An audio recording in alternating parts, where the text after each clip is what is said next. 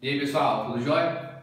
Professor João aqui, vamos seguir com o conteúdo aí, tá jóia? O objetivo da aula de hoje é a gente estudar um pouquinho sobre o sistema digestório, uma aula sobre a introdução ao sistema digestório, e a gente traz um pouquinho de revisão sobre os nutrientes que a gente estávamos estudando, né?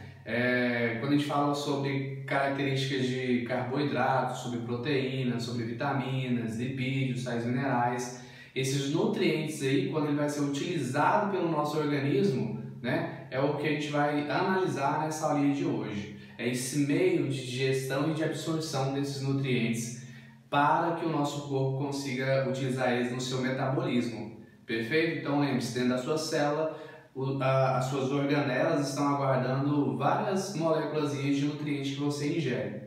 Perfeito? Um exemplo clássico seria lá na mitocôndria, como estudado, né, que faz a respiração celular. Ela está aguardando o oxigênio que vem do sistema respiratório e também está aguardando a glicose, né, C6H12O6, para que ela consiga transformar isso em energia para que a célula consiga ter moléculas de ATP disponível quando ela precisar. Joia? Tirando essa questão do metabolismo, nosso objetivo agora de em diante é o seguinte: dentro de todos os sistemas que compõem o corpo humano, a gente vai iniciar o estudo sobre o sistema digestório. Perfeito? Lembrando que o sistema digestório ele é composto por 4 etapas, né? O processo de ingestão, processo de digestão, de absorção e de eliminação no finalzinho do sistema digestório. Esses processos, essas etapas aí que acontecem, né? Elas são caracterizadas como processos físico-químicos. O que é isso? Tem tanto processo físico, lembre-se da mastigação, quando você está mastigando, quando você está engolindo, quando o bolo alimentar passa pelo esôfago, quando chega no estômago, passa pelo intestino, esse movimento que ele faz dentro do tubo digestório aí é tudo controlado por movimentação peristáltica, tá bom?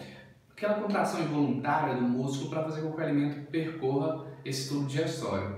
E quando a gente elimina esse alimento aí, ele também está sendo caracterizado como processo físico. O físico é super tranquilo, tá?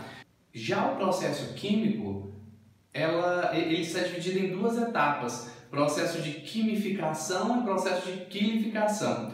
No processo de quimificação, que é o primeiro, ocorre a ação do suco gástrico que está dentro do estômago, né? Ele está ajudando a digerir essas moléculas maiores, essas macromoléculas de nutrientes aí, né? Ou esses macronutrientes, está começando a quebrar ele para ele ficar disponível para ser absorvido lá no intestino, quando passar pelo estômago. Então, no estômago ocorre o processo chamado quimificação. O que é isso, João? A ação do suco gástrico sobre o bolo alimentar. Aí o bolo alimentar muda de nome nesse processo. Ele recebe o nome agora de quimo. Quimo porque passou pela quimificação, concorda comigo? Então, beleza, passou pelo estômago, sofreu quimificação, ação do suco gástrico. Lembre-se, suco gástrico ele tem caráter ácido e função também enzimática, tá bom? Ele acelera as reações. Perfeito? Então passou pelo estômago, o bolo alimentar recebeu o nome agora de quimo, tá? De agora em diante ele começa a entrar no intestino. Qual é o primeiro intestino? Fino ou grosso?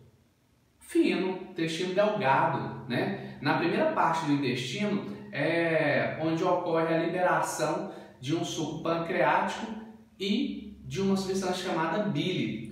O suco pancreático é produzido em um órgão, né, uma glândulazinha ali, chamada pâncreas. Isso, no pâncreas. Óbvio, né, João? O suco pancreático só poderia ser produzido dentro do pâncreas, né? E é liberado, presta atenção, é liberado dentro do intestino, no comecinho do intestino. Qual que é a função dele? Auxiliar na digestão e facilitar a absorção dos nutrientes pelo intestino, tá bom? Lembre-se, a bile que é produzida no fígado, é armazenada na vesícula biliar, ela também é liberada na primeira parte do intestino, né? A gente chama de duodeno, aquela primeira porçãozinha do intestino. Vou colocar uma imagem aqui para vocês terem uma noção do que a gente chama de duodeno, perfeito? Então, entendendo que o intestino começa por uma parte chamada duodeno, recebe duas substâncias, bile e suco pancreático, nesse momento o processo recebe o nome de quilificação. O bolo alimentar que entrou, chegou no estômago, recebeu o nome de quimo, agora passa para o intestino, ele recebe o nome de quilo.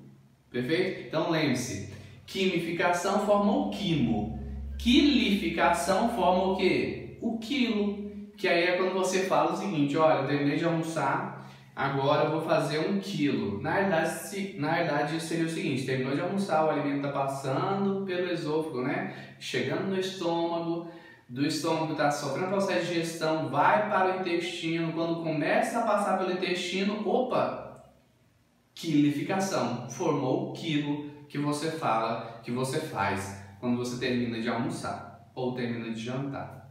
Perfeito? Estou fazendo 1 quilo. Na verdade, estou esperando o alimento chegar lá no intestino, né? Entrar num processo chamado quilificação. Tá bom? Tranquilo? Sobre os órgãos que compõem o sistema digestório, tá? Vou fazer uma revisãozinha bem breve aí, quem já tinha visto em sala de aula, né? A gente tem a cavidade bucal, aí a gente tem a região de faringe, né? Essa região de faringe ela é compartilhada, toma cuidado com isso, ela é compartilhada tanto para o sistema respiratório, tá? Quanto para o sistema digestório, perfeito? Mas nosso objetivo agora é só o sistema digestório, né? Então tá, tem pouca faringe, da faringe o tubo digestório passa a receber o nome de esôfago. No esôfago, quando ele vai chegando lá no estômago, ele tem uma região que é chamada esfíncter. Esfíncter é quando a gente tem uma constricção do tubo digestório, tá? Vou colocar uma imagem para vocês terem uma noção do que seria um esfíncter. A gente vê isso bem claro quando a gente faz o exame de endoscopia, entra uma câmerazinha pela cavidade bucal e vai lá no canalzinho do esôfago. Lembre-se, o que está dentro do estômago é caráter ácido, né? O seu suco gástrico, perfeito? E aí do esôfago a gente segue para o estômago. Do estômago a gente tem a primeira parte do intestino delgado, né? Ligado a ele ali. Essa primeira parte a gente chama de duodeno, é bom lembrar o nome duodeno porque é onde recebe as substâncias da bile, né, da vesícula biliar, e recebe uma substância também chamada suco pancreático, perfeito? Passa pelo intestino delgado ou intestino fino, tem em torno de 6 a 7 metros, bem grande, né? Eu acho que a gente consegue até pular a corda com ele se a gente desenrolasse. Não. É só pra você ter uma noção, é de 6 a 7 metros, ele é bem extenso, onde ocorre a maioria das absorções de nutrientes, perfeito? Saindo do intestino delgado ou intestino fino, frisando sempre esses dois nomes que a gente vai encontrar isso agora, tá bom? Saindo dele, a gente entra para o intestino grosso. No intestino grosso, ele é 1,5 m no máximo, ele tem a função de absorver água, sais e vitaminas, perfeito? E lembre-se, no intestino grosso é onde ocorre a quebra dessas moléculas de vitamina por ação de micro-organismos. A gente fala que é microbiota, perfeito? Às vezes você já ouviu falar sobre flora intestinal, falar que dentro do intestino tem uma flora intestinal. Planta dentro do intestino? Porque a ideia de flora remete à ideia de planta, mas não, tá? Ali tem uma microbiota, micro porque é micro-organismos, né? A gente tem uma microbiota dentro do intestino grosso, perfeito? Joinha, passou pelo intestino grosso, vai ser eliminado pelo ânus e aí é um processo de eliminação. Esse processo de eliminação é chamado de processo físico.